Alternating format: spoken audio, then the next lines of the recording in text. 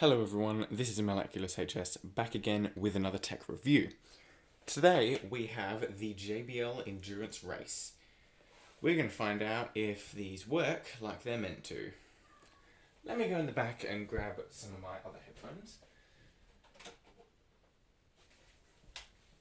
Alright, so these are some of my other true wireless headphones.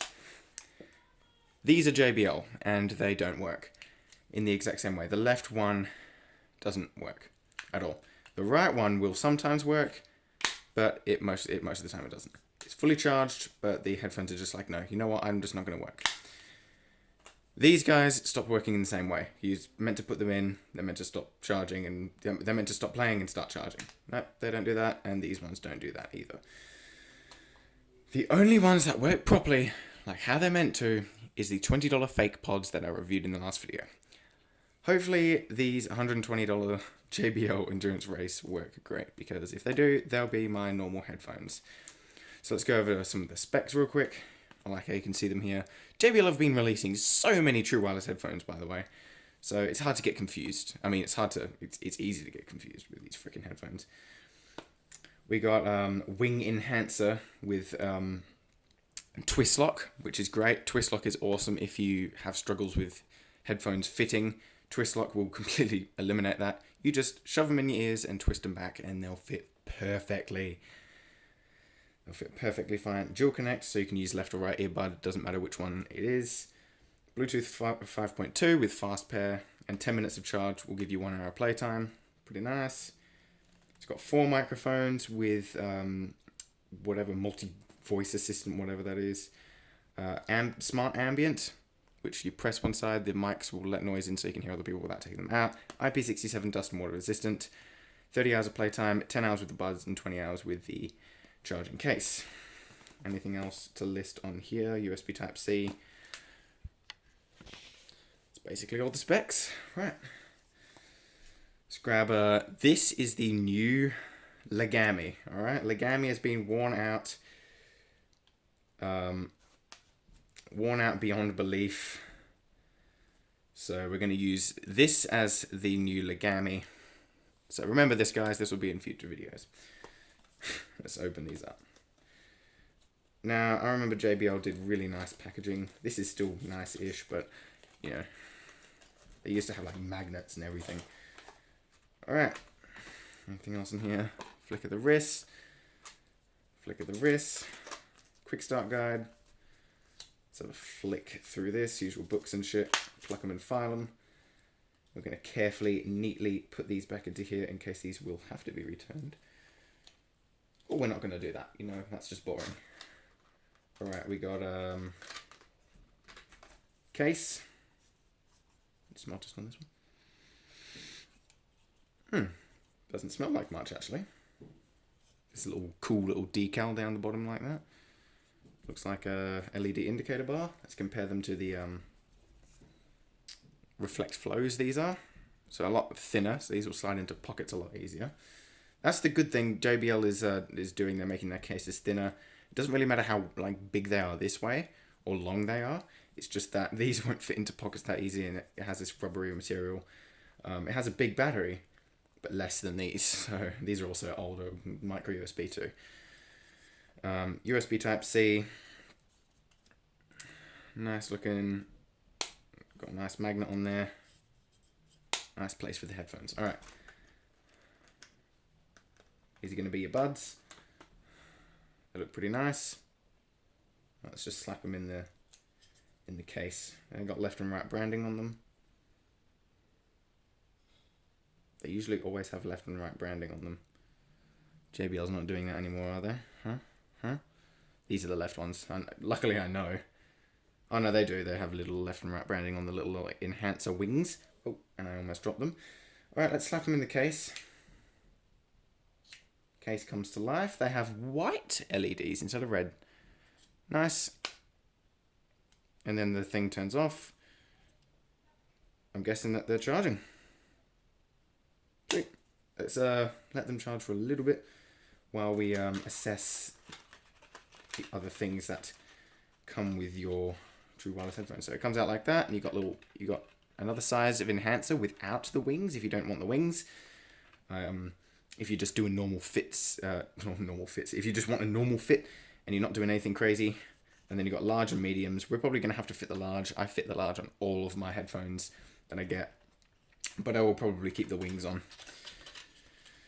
And they do have twist lock. They are they're oval shaped instead of round, so twist lock technology should be effective, and I'm not going to try and put that in right now.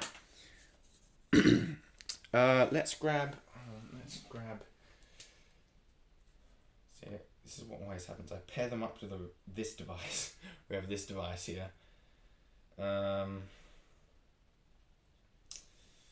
right. Let's pull up Bluetooth. I have not used this device in ages, since my last review. So still, damn, it's slow. Okay, we're gonna do what they do, okay? True wireless headphones. All right. We're gonna open them up. All right? Simple. We're gonna take them out. There you go. They should be, yep, they're in pairing mode by the looks of it. JBL Race, TWS, let's pair those up. There's 2 JBL Race, but I'm just paired to the first one that was up. And we are up. And Google Assistant wants to, no, go away Google Assistant. Okay, so we got them paired. I believe they do have touch controls instead of buttons. Personally, I prefer buttons, but I don't think anyone's doing buttons anymore, except for maybe Skull Candy. So touch controls, let's have a smell test on these ones. They smell like a new speaker, actually. They don't really smell like headphones at all. Alright, I'm going to pull up some music. We're going to slap them in my ears. I'm probably going to have to fit the large tips, but we'll see how the medium ones go first. Yeah, let's hope twist lock works good. Okay, well, they're already playing. Okay, well, I'm going to slap them in my ears because they're already actually playing music, so...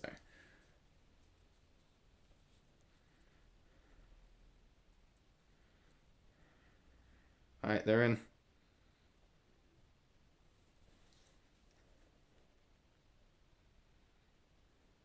Alright, that's at max volume. They sound pretty good so far, but they're already playing. Okay, so let's pull up, do you want some more?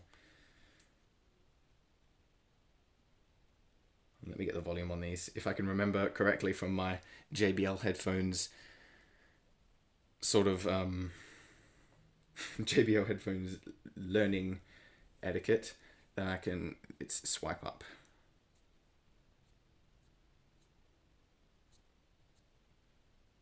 And let's play pause. All right, I'm going to have a listen to these and then I'll give you my feedback. Oh, talk amongst yourselves.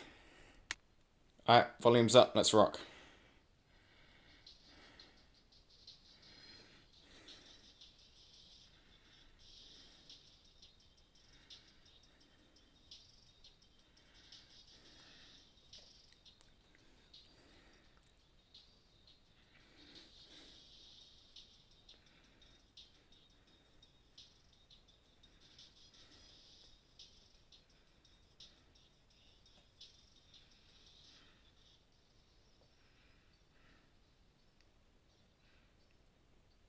Alright, dope.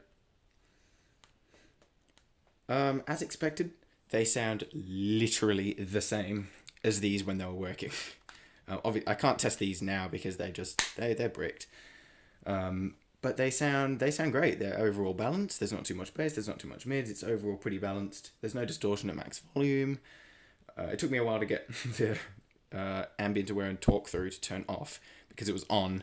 And then the volume was just non-existent, but that's because talk through and ambient aware was turned on. We'll go over the touch controls now, actually. And then I'll do the head shake test, because I feel like these will do pretty good there. But I'm going to take them out. And nothing happened on the screen, so nothing, the touch controls they're pretty solid so far. There's no volume adjustment for the touch controls. I think that's a good thing because when they did do volume adjustment for the for the touch controls, it didn't work anyway. Like the endurance sprints and stuff, they had the swipe and it would never work. So these are pretty good. They're very comfortable. As soon as you plop them in the ears, you don't have to mess around with them every 5 seconds. Once they're in, and which brings me right to my next test. I'm going to do the head shake test. So I'm going to plop these back in, and then we'll do the touch control talk after that.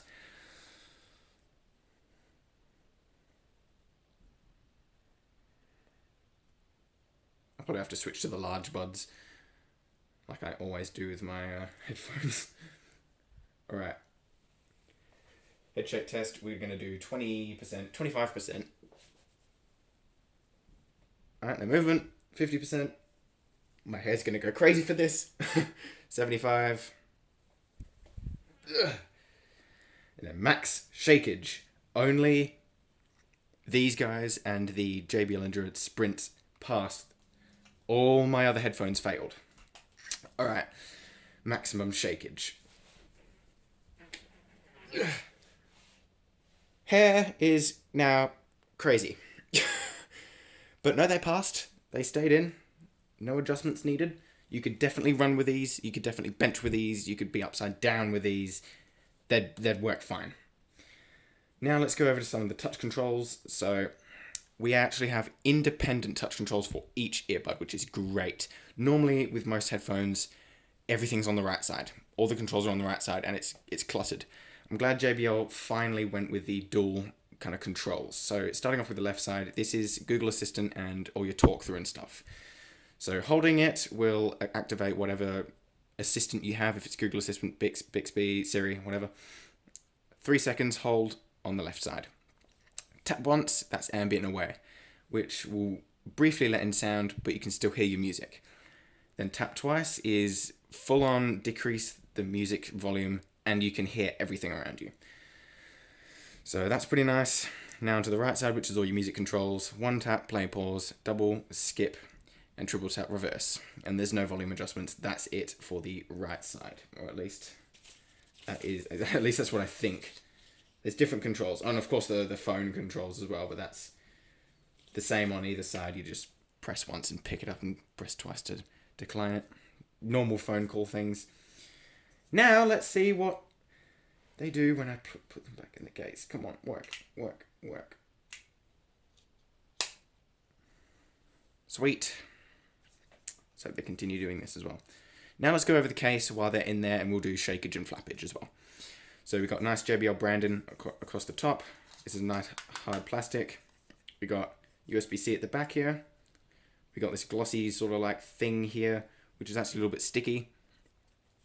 But everything else is slick. And then we got battery level at the top here. And then of course, that's pretty much it. Sleek. Nice and thin. Obviously still not as thin as AirPods or really just AirPods have nailed the thinness design. Everyone else can't compete with AirPods. But let's do a quick size comparison. Thickness. Probably the reflect flows here are probably about 1.75 times as thick. Let's do flappage. So we'll do 25%, 50%, 75, and then max. No. Yeah, it's all good. No one's passed the flappage test yet. No one's passed my flappage test yet, anyway. The magnets inside here feel pretty good, though. So let's just plop them back in there, and we'll hold this open like this. And we'll do shakeage. So 25%, 50, 75, and then max. There we go. No one has passed that yet. No one's actually passed the shakeage and flappage test on max whack. So if you have headphones that can pass the test, please tell me which ones they are.